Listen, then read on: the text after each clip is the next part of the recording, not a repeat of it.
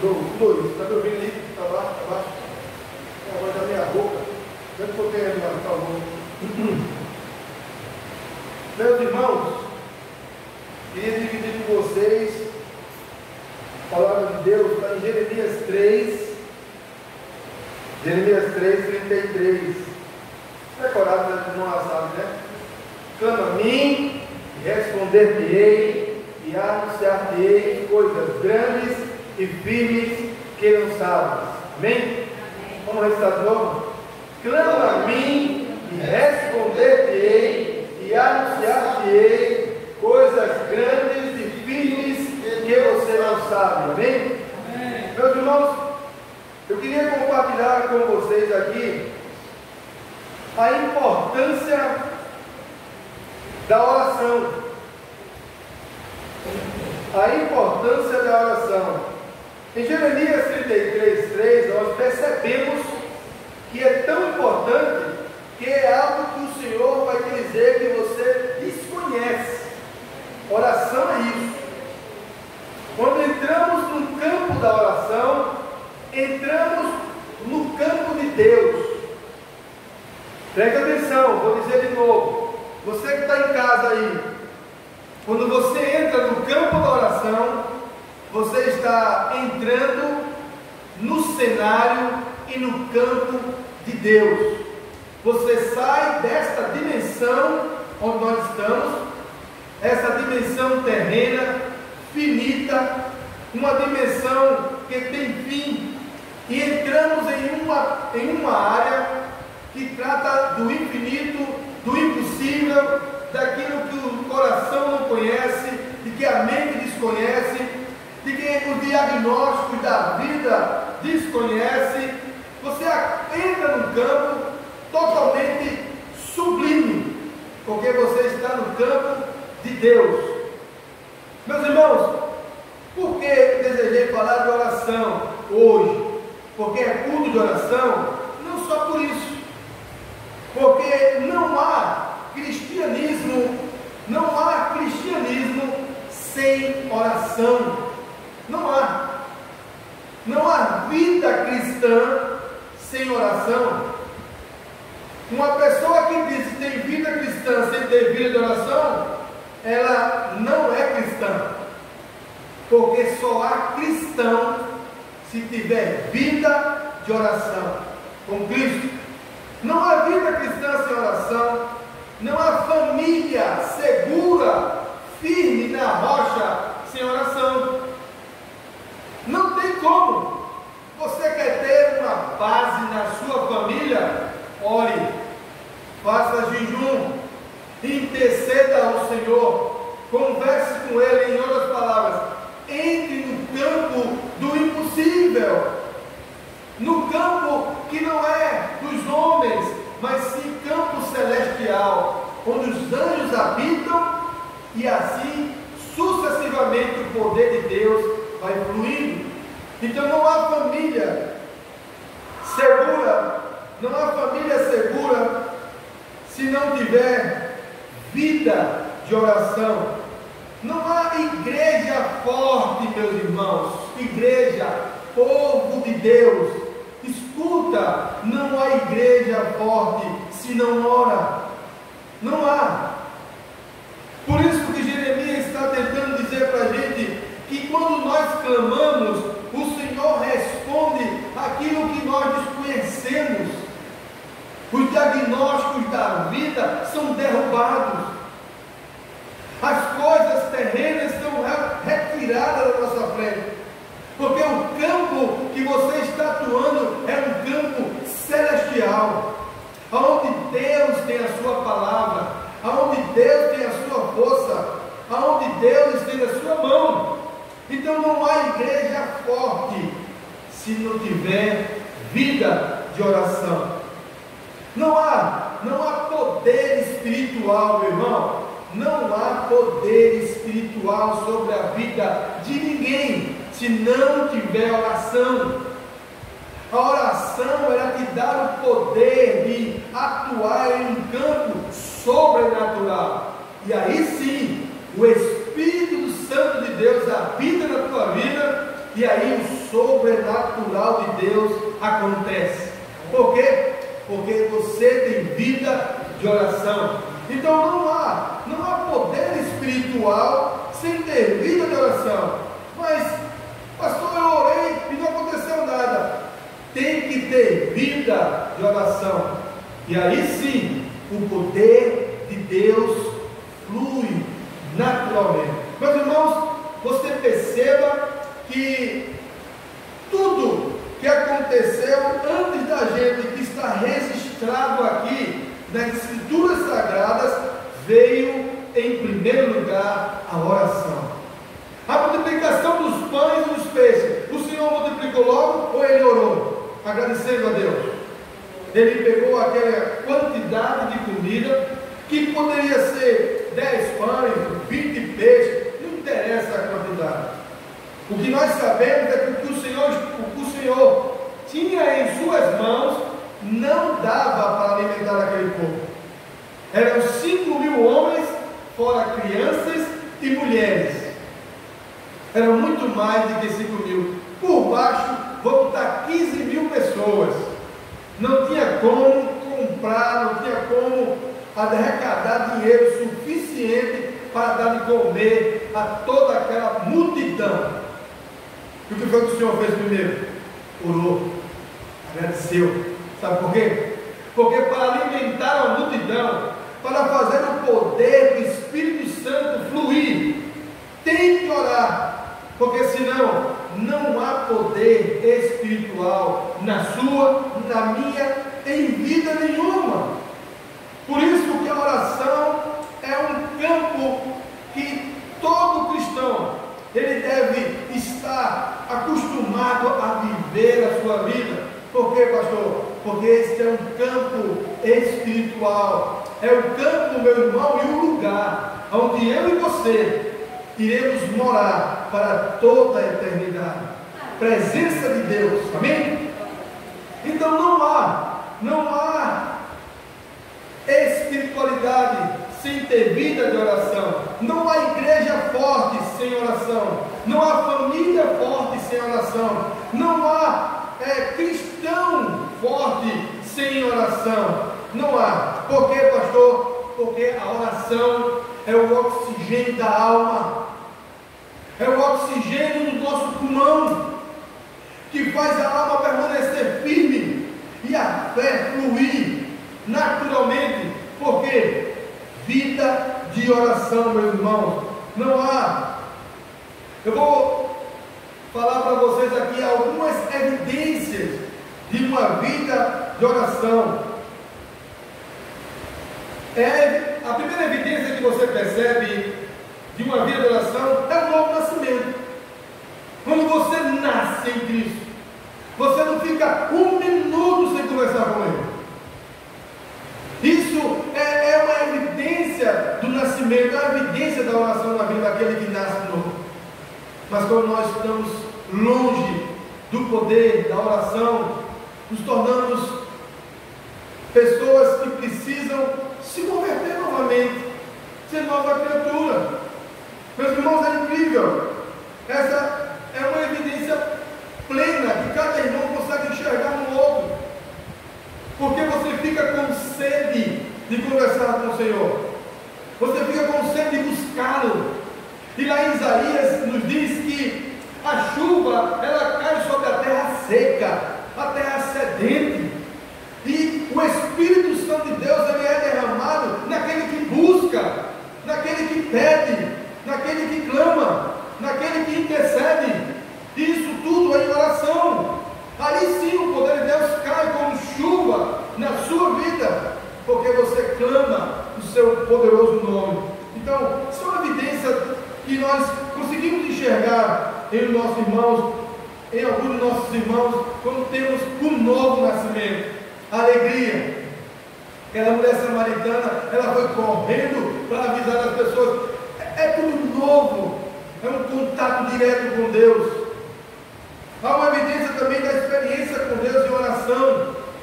Olha, eu vou compartilhar com vocês aqui algumas coisas. Olha,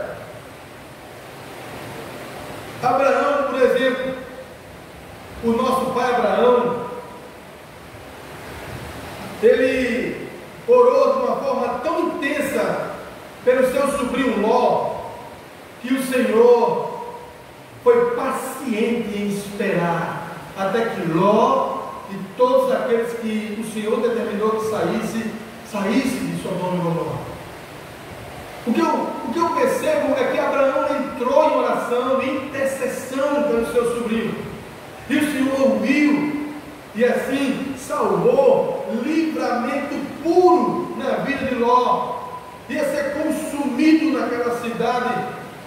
E muitas vezes nós estamos enxergando pessoas ao nosso redor que estão se consumindo, estão se destruindo dentro de uma vida alheia, e nós só assistimos. Abraão não assistiu, ele entrou num campo que só Deus atua junto com você, no campo da oração. Meus irmãos, você pode perceber que Jacó, você sabe quantos anos Jacó tinha quando estava orando ali com o Senhor no Val de Jaboque? 91 anos, meu irmão. 91 anos lutando com um anjo. Para quê? Para ser abençoado por Deus. Para ser ali, o Senhor colocar a mão sobre ele. Ali era oração pura, campo de Deus. Ele e o anjo lutando. 91 anos de idade, orando no Val de Jaboque. Meus irmãos, Moisés, como todos nós sabemos, tudo que Moisés iria fazer, seja buscar a água, cair o pão, a nuvem, sempre Moisés entrava no campo da oração. O povo estava de frente ao mar vermelho. Foi o que Moisés disse: foi orar a Deus. Vida de oração, meus irmãos, para permanecermos fortes, firmes. Ana, quem lembra de Ana? Ana orou com uma intensidade tão grande, que até o profeta, quando olhou, achou que ela estava embriagada. O campo que Ana entrou foi tão intenso, que as pessoas que estavam fora, inclusive o próprio profeta, não conseguiu entender. Mas Ana estava orando. Por quê? Porque Ana sabia que só com oração ela poderia ser vencedora naquilo que estava pedindo. Você quer ser vencedor ou vencedora no campo que você deseja ir? Salvar filho, salvar filha, salvar esposo, salvar vizinha, salvar família, salvar a si mesmo. Entre em oração, meu irmão. Oração é um campo divino, é onde Deus fala e age poderosamente. Ana orou e o Senhor concedeu um filho chamado Samuel, o último dos profetas, um grande profeta. Ana consagrou seu filho, entregou nas mãos do profeta, ali figuradamente nas mãos do próprio Deus, e o Senhor cuidou, e o menino cresceu e se tornou um enorme profeta que ungiu Davi, e aí sucessivamente. Meus irmãos, o rei Ezequias, se você fizer uma breve pesquisa, o rei Ezequias estava com dois problemas. Um era pessoal. Ezequias estava com uma doença extremamente sobre a sua vida, que era incurável. Não tinha cura, principalmente naquela época. Ele tinha uma doença, e como se não bastasse, ele tinha outro problema. A cidade dele estava totalmente arrodeada pelo exército sírio. O que foi que o rei Ezequias fez? Foi orar.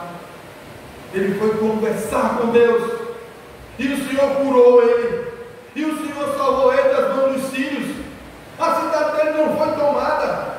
Meus irmãos, estamos assistindo com nossos próprios olhos, muitas vezes, a nossa própria família se acabar.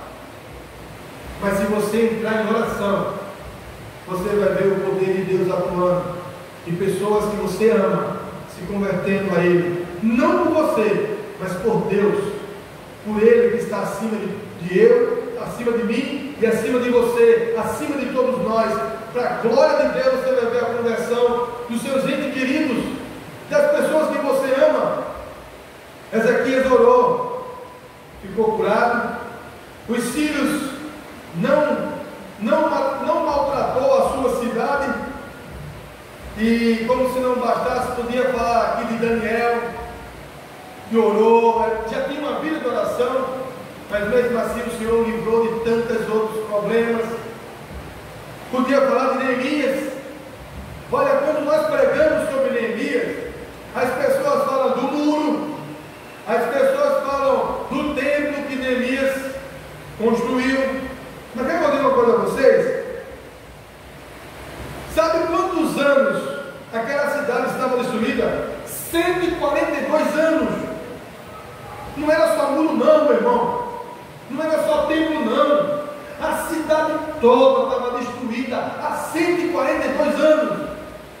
E Neemias orou. E Neemias começou a orar, a ter vida de oração. E ele reconstruiu a cidade de Deus, a cidade que representava o Senhor. Meus irmãos, vida de oração. E posso fechar desses nomes falando do próprio Jesus, o nosso Deus. Você quer pessoa mais importante, que tudo que ia fazer, ele ia orar, até no último suspiro da sua vida, sabendo que no outro dia, ou naquela hora, ele ia ser pego pelos guardas, por conta de mim e por conta de você. O que foi que ele foi fazer no Getsemane? Ele foi orar. E ele pediu para os discípulos ficar vigiando. Os discípulos dormiram. Mas o nosso Deus, o nosso Jesus Cristo, ele provou que vida de oração é tudo que um cristão, que uma igreja, que um povo de Deus precisa. Você quer avivamento espiritual aqui nessa igreja? Então começa a partir de hoje ter vida de oração. Para você ver. Não é sério. Você quer que essa igreja aqui, ela volte a pulsar o sangue do Cordeiro e que ele possa ser expelido por toda essa comunidade? Você deseja isso?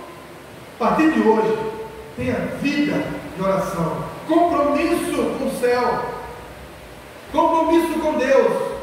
Vida de oração, meu irmão, é tudo que precisamos ter para um avivamento puro, verdadeiro, bíblico para a nossa igreja. Não é oba-oba não, é joelho no chão, oração, é intercessão, é choro. O Senhor diz a palavra que Jesus suou lágrimas, suou sangue, as lágrimas e o suor dele era sangue. A intensidade da oração diz tudo para a gente. E você quer que as coisas mudem? Como? No estalar do dedo? Deus não funciona assim. Deus não é mágico. Ele funciona com entrega total de vida. Ele funciona quando você se curva e se entrega totalmente. Quando você se rende aos seus pés. Quando você realmente diz: eu não tenho mais força, eu dependo de ti, Pai. E ali ele atua milagrosamente, salvando o teu esposo, salvando tua esposa, salvando teus filhos, salvando teu vizinho. E você com os seus próprios olhos vai contemplar, mas para a tua glória, para a glória de Deus. Meus irmãos, Jesus ele provou isso. Deixa eu contar uma coisa a vocês. Eu não sou muito bem em inglês não, mas lá em Oxford, na Inglaterra, estava tendo um esfriamento nas igrejas, tão intensa, mas tão intensa, que a igreja naquela época estava vivendo um momento do iluminismo da Europa, do racionalismo, também daquela parte ocidental ali.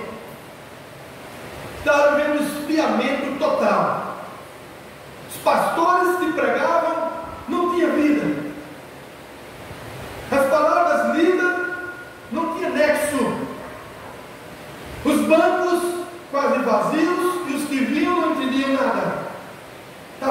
jovens. Meus irmãos, Deus usou um grupo de jovens na universidade, lá em Oxford, na universidade, um grupo de jovens.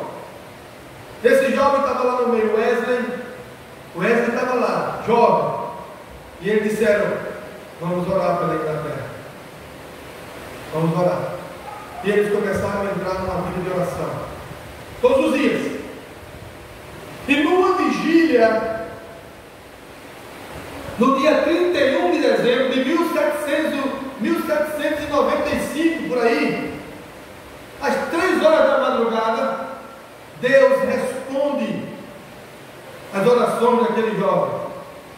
O avivamento foi tão grande na igreja, o avivamento da palavra foi tão intenso, que as pessoas se convertiam só em olhar o mensageiro, só em olhar, só em ouvir. Centenas de pessoas se converteram, milhares. Por quê? Porque um grupo de jovens começou a orar intensamente. Talvez você desconheça o poder profundo da oração. Eu vou dizer uma coisa a vocês. Todo mundo conhece Spurgeon, um grande pregador. Você pode entrar na internet e botar lá, Spurgeon.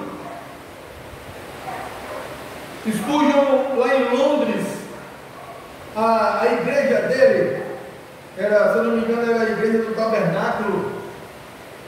Eram 12.000 pessoas para ouvir a palavra de Deus. E as pessoas olharam para ele e disse, um rapaz vai falar com o Spurgeon, como é que se explica isso? Vem gente de todo canto. Spurgeon disse, é porque aqui embaixo da igreja, tinha um galpão embaixo da igreja. Aqui tem uma dinamite de oração. Aqui tem uma bomba aqui embaixo. Eram mulheres, homens, dedicados ao Senhor, que oravam todos os dias por almas para Cristo. Todos os dias. Um culto, nenhum culto que Spurgeon pregava, não tinha, deixava de ter irmão aqui embaixo orando. Por isso que era uma igreja forte. Por isso que 12.000 pessoas ouviam a voz de Deus.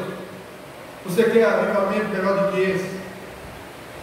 Você quer avivamento para a sua igreja? A partir de hoje, tem uma vida de oração. Meus irmãos, esses meninos que se reuniram para orar em Oxford, é como se eu estivesse vendo a nossa vigília aqui de oração. A gente sai tão maravilhado daqui. A gente sai tão preenchido de um culto de vigília. E é como se eu estivesse enxergando esse jovem há tantos anos atrás, em 1739, aconteceu esse avivamento na Inglaterra. Mas um avivamento não de oba-oba, avivamento que vem do alto, quando a gente se curva. Meus irmãos, vida de oração, a gente só vai conseguir descobrir isso que Jeremias está dizendo aqui na palavra.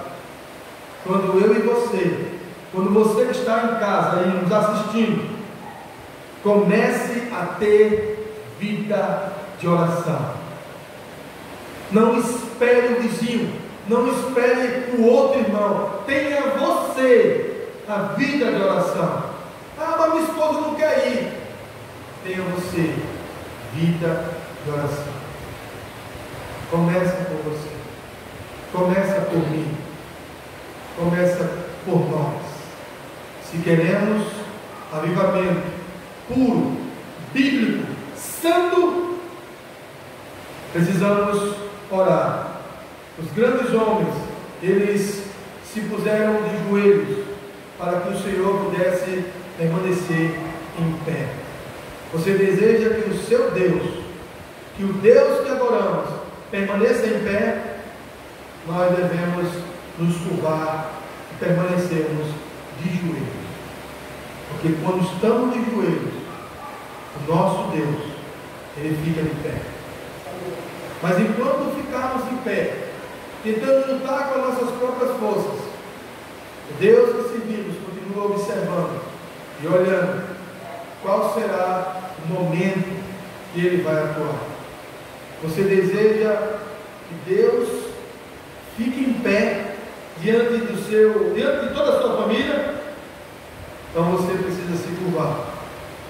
Você precisa se curvar diante de Deus, para que Deus se levante e possa começar a passear dentro da tua casa, que Ele começa a passear dentro do teu trabalho, Ele começa a passear dentro dos hospitais, Ele começa a andar, porque Ele percebe que a igreja, que o seu povo está curvado em oração, buscando o seu santo nome. Amém?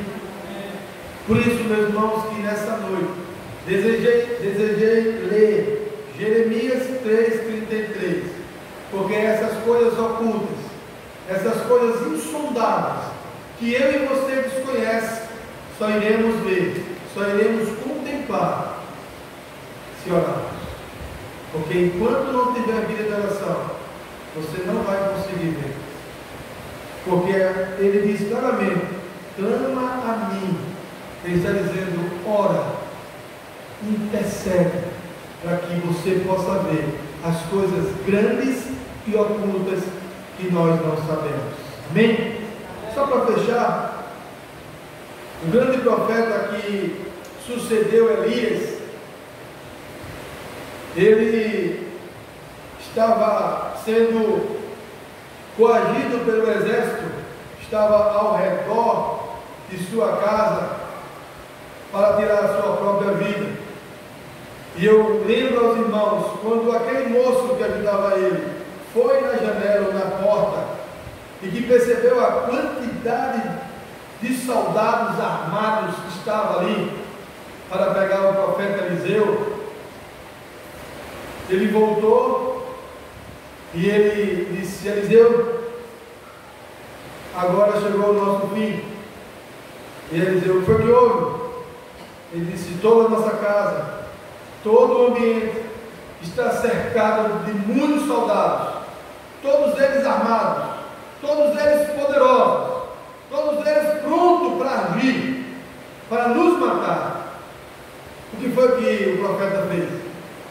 O profeta pediu para o rapaz se ajoelhar, e a única coisa que o profeta pediu ao Deus do céu foi que pudesse abrir os olhos daquele moço.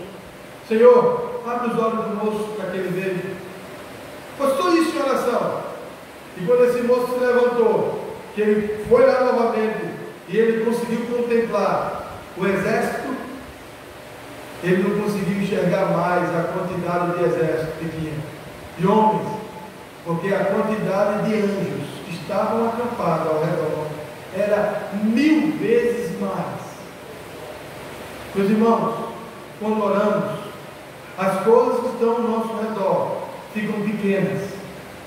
A quantidade das coisas que nos oprimem fica quase nada, porque Deus levanta legiões de anjos para nos ajudar, para nos acolher, para nos confortar, para nos carregar muitas vezes nos braços, porque oramos e pedimos a Ele.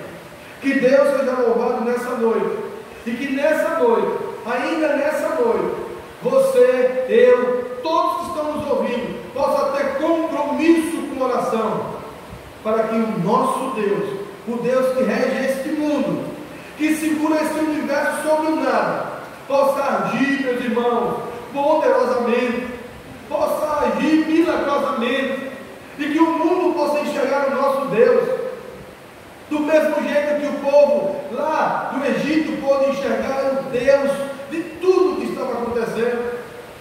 Então que nessa noite nós possamos ter um compromisso, mas ter um compromisso você e Deus. Não, se alguém perguntar, você diz: eu estou tendo compromisso com Deus. Se você quiser, também tenha, mas você começa o seu compromisso, a sua obra de intercessão. Você vai ver, você vai conseguir contemplar o milagre de Deus, porque nós não conseguimos Olha, é muito grande o que Deus deseja fazer através da sua igreja. Para isso, a igreja precisa se curvar. Fecha teus olhos aí, vamos orar. Santo Deus e maravilhoso Pai, obrigado pela tua palavra. Obrigado, Deus, por este momento de oração, de intercessão, de gratidão que temos em nossos corações aqui nesta noite. Ó Deus, que a tua palavra, que esta palavra possa chegar mais longe, que vidas, que famílias, que nações possam entender que a oração de um justo vale muito dos seus efeitos. Em nome de Jesus, ó Pai, faz com que a tua igreja se curve, para que o mundo possa te enxergar, Pai. Pois o apóstolo Paulo disse: melhor para mim é diminuir, para que o meu Deus apareça.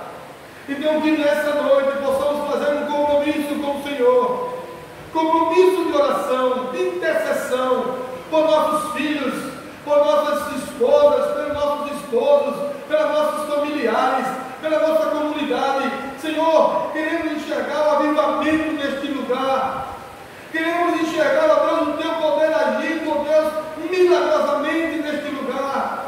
Para isso, Deus, começa em mim uma vida de oração, em nome de Jesus, porque queremos, ó Deus, entender, queremos contemplar o que Jeremias diz aqui em sua palavra, queremos entender e compreender, queremos enxergar o invisível de Deus fluindo na vida de toda esta humanidade, em nome de Jesus, amém? Deus abençoe, meus irmãos.